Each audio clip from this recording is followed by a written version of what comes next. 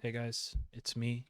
Um, and today I kind of just wanted to discuss hyperbounce and my methods for making it.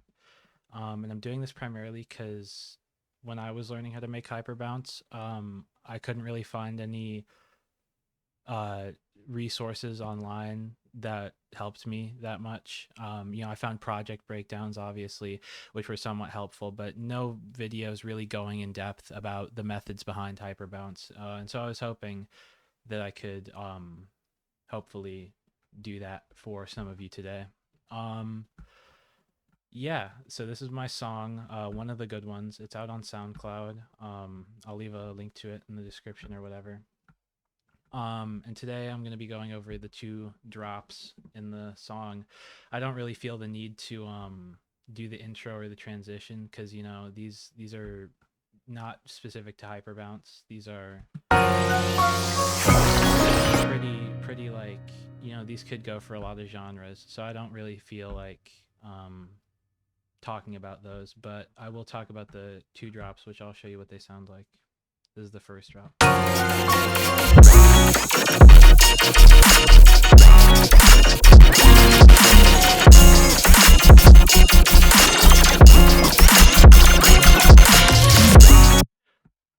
And then the second drop.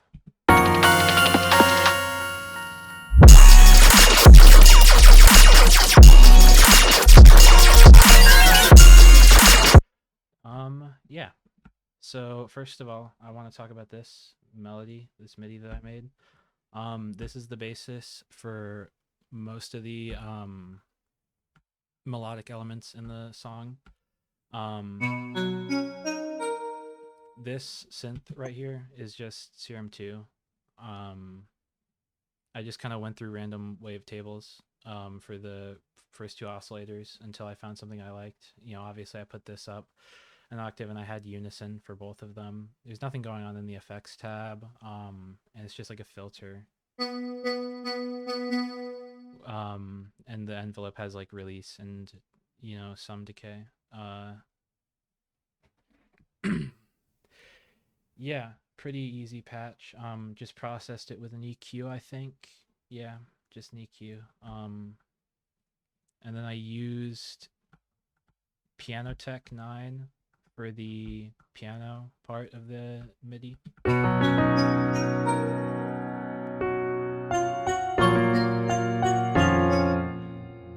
Piano Tech 9 is a pretty good piano plugin. I like it a lot. I use it for most of my pianos. And then we have BBC Symphony Orchestra. Um, just on the default preset that like loads up when you put the plugin in, just the default preset. Um, yeah, so this pattern is the basis for most of the melodic elements in the track. Um, yeah, let's just get into the first drop. Um, so I have this, which is just like a resampled version of the pattern we just talked about. And I processed it with like disperser, if I can find it, disperser and OTT. Where is this?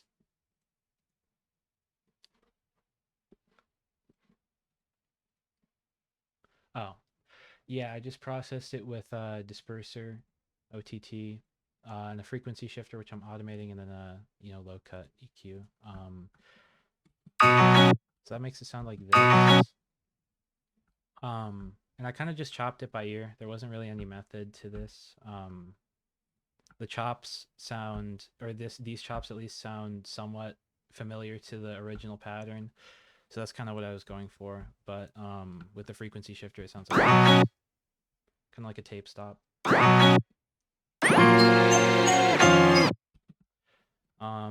Yeah.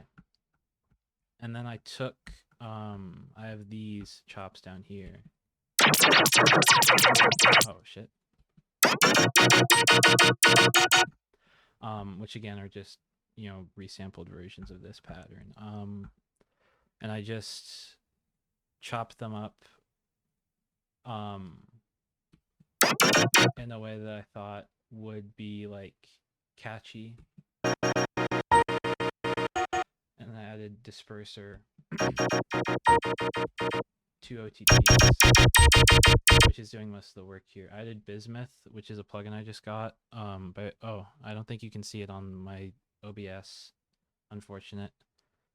Um, yeah, but it's a plugin by Virtual Riot. It's a little bit like Chroma, if you know what Chroma is. But it kind of mogs. I can't lie. It's really cool. And then I just automated a frequency shifter and EQ'd it. I have this EQ P1A, which is just attenuating the high end a little bit, and then a soothe. And then I'm automating the solo on this plugin exchanger. This plugin is low-key EBK. I found it when I was looking for a free version of Elider Presynthesis, the Max for Live plugin. And I found this. It's on GitHub. You can just look up Extra Cell Exchanger and you can get this. I wish I could explain to you what it does, but I'm not entirely sure. It's pretty cool for sound design though. I use it a lot. I'll show you what it sounds like in a bit. You already kind of heard what it sounded like a second ago, but yeah, that's these chops. And here, I'll actually show you what it sounds like with the exchanger right now. This is without the exchanger. That's with the exchanger. So we have this pad just filling up space. Oh, and I should mention, when I'm making hyperbounce, I don't really care about the grid. I set my grid to 1/6 step usually because I like triplets, but it also gives you like a wide range of area to work with, you know, a wide range of places you're able to go. And I find that when I'm making hyperbounce, this is a mistake I made when I was first learning. Um, I thought that shifting the drums would be enough to give it the bounce. But it's pretty important to shift your melodic elements in your bass as well, because you know the drums really just aren't enough. You know, they create some bounce, but it's not, you know, as much as if you shifted the melodic elements in the bass. And so I did a similar thing with this pad. It's shifted. I didn't shift it in the playlist though. I shifted it using a LFO. I don't remember where I did that at. I think it was here. I used a Flux Mini 2. You know, disperser, OTT, dimension expander, fruity balance. I'm not entirely sure what this is doing. I can't lie. I don't think it's doing anything. And then an EQ, just low cutting. And then I think I added more stuff when I consolidated it. Yeah, I added a glitch 2. Disperser, EQ again, I guess, because of the glitch 2 and the disperser. Yeah, it's just filling out space. We have this bass. So the first bass I stole from the Kane hyperbounce breakdown, but it's processed differently. This wavetable, you just make it by doing this like very particular harmonic editing thing. Yeah. And I processed it with disperser, OTT, EQ, another EQ, just, you know, again, the EQ P1A, just attenuating 100 hertz, and a clipper, just boosting the gain. And like I said, it's pretty important to shift your bass. You know, you should be shifting most of the elements in your song when you're making hyperbounce. You know, no reason not to. It just creates more bounce, which is what you want. And then I just added, oh, I should show you the second bass. It's just this sub with noise and distortion, and I processed it with a clipper. Don't know why I used this clipper. I'm not entirely sure what the difference between this clipper and like G clip is. But I used it. EQ, another EQ P1A. I don't know why I keep doing the parametric EQ and then the EQ P1A. It feels a little unnecessary, but whatever. And then a GSAT Plus, it's just like a saturator, but you're able to drive odd harmonics in it, which I like. Yeah, that's it for the bass. And then I just like, oh, and I should mention my master chain. My mastering chain is just Saturn 2. I made sure to apply linear phase and superb quality, and then it's just like a G clip and loudness meter. Saturn 2 is pretty important for the sound that I'm going for, at least. You can probably do it without it, but I don't know how to do that. So I just use Saturn 2. Yeah, and then we have these glitches. Most of these I sound design myself. I think all of these I sound design myself for this part. Yeah. Um, I use glitches in my songs. This is just like generally for all of my songs. I just use glitches, and like textures rather than using glitches as textures. I use them as fills, which is something that I think a lot more people should do because I think it's pretty cool. These bass glitches, especially. Um, yeah. There's this one obviously, and then there's this one. I don't think I processed these other two, but I do think I processed this one. Yeah, it was just EQ and then bismuth again, which can you guys see it now? No, you can't. Damn.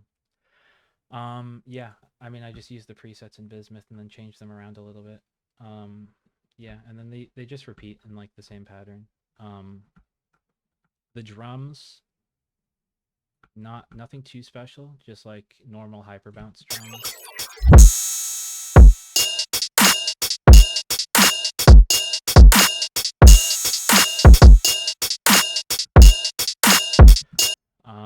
So the way I do hyperbounce drums is the snare or the clap or whatever I'm using there is always shifted to the left. And then my hats are shifted to the right, and most everything else except for the kick, which stays the same, is shifted to the right.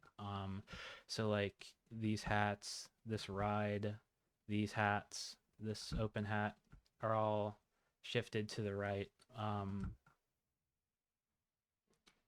If it was normal, it would not sound as bouncy as it does. It would not sound nearly as bouncy as it does as if it was shifted. So I always shift my drums when I'm making hyper bounce. Um, and yeah, I just have like some variation in here with like the variation comes from the glitches and this lead that comes in over here. Um, just a 3x oscillator sine with like EQ and OTT. Oh, it's got disperser as well. Frequency shifter, automation, disperser, EQ, and fruity balance. Again, I don't know what this is doing. I don't know why there's fruity balance on so many things. But I'm automating a frequency shifter on it.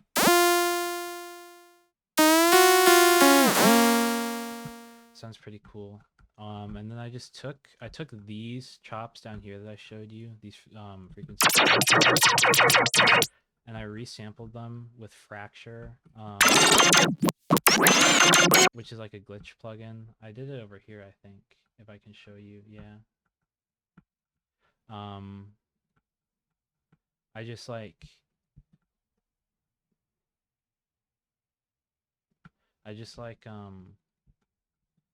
oh my god, W, bro. I just took the original chops and I just put Fracture on them and I OTT'd it and I just automated these parameters, the size and the I think it was the size and the ratio. Yeah, and then for these types of automation, I go up here and I select step and slide and then I press Alt and I obviously have this enabled and you can just draw in automation. It's pretty cool. Yeah. Um but that's pretty much it for this drop. We can go on to the second drop.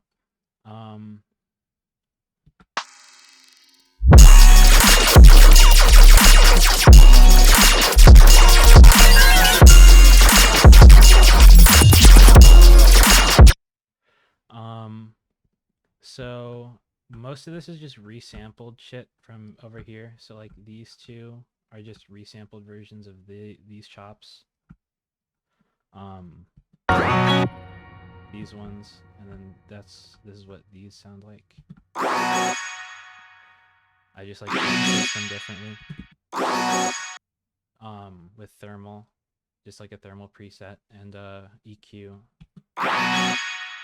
Same with this. I just consolidated this part of these chops with the exchanger, and then I processed it with Soothe. This patcher preset, which I stole from a Zave FLP, disperser slam. It's just it's exactly what the name implies. It just slams your sound with a bunch of disperser. You can see like a ton of dispersers here. Eclipse, which is this spectral processing plugin, and I don't think you can see it on my OBS either. That's really cool. But yeah, it's a spectral processing plugin. It's really cool. I just hit the random button on it and it like generates presets, and I kind of just get lucky. But this is what it sounds like: normal and boring. And the Eclipse is just adding some texture to it, and then I just EQ'd it. You know, same pad, same story with the pad. As in the first drop, we have this bass, 3x oscillator bass, just a sub with noise, and then I processed it with Camel Crusher balance, which is actually doing something. It's boosting the gain, and then EQ, crazy EQ, notching out like 200 to fucking 500 hertz. Pretty crazy. Don't know why I did that. Probably was pretty deliberate though. And then I just have these glitches. Some of these are mine, like this one's mine, this one's mine, this one's mine, although this one's kind of acting as a fill rather than a glitch. But then I have this one, which is a Zave glitch. I have this one, which is a Zave bass. And then this, it kind of just repeats. I have this one as well, which is a Zave glitch. Yeah. And then it just repeats over here. Pad. I already showed this. I don't know what I'm doing. We just, yeah. I mean, the drums are the same as in the first drop.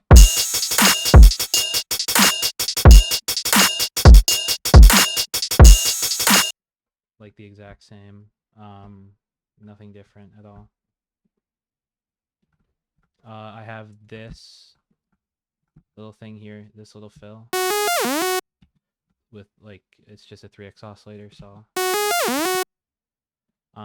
With like slide notes, because like I really enjoy when I'm making hyperbounce doing like the slidey, you know, pitch shit. That's why I did the frequency shifter stuff. That's why I keep doing these slide notes in my midis.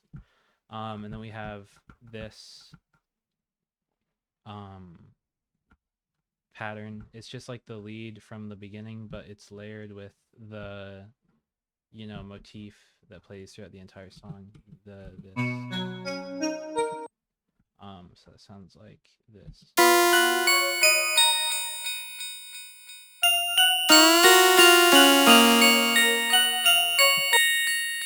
promise it sounds better in context. But yeah, I mean, that's pretty much it. I don't think there's anything I really missed, except for obviously the intro and the transition. But yeah, I mean, you know, when you get the formula down, hyperbounce is a really simple process. I can't lie. Yeah, I mean, I would really appreciate it if you fucked with this video. I'd really appreciate it if you streamed my song on SoundCloud. One of the good ones, it's called. I'll leave it in the description. Yeah. See you later.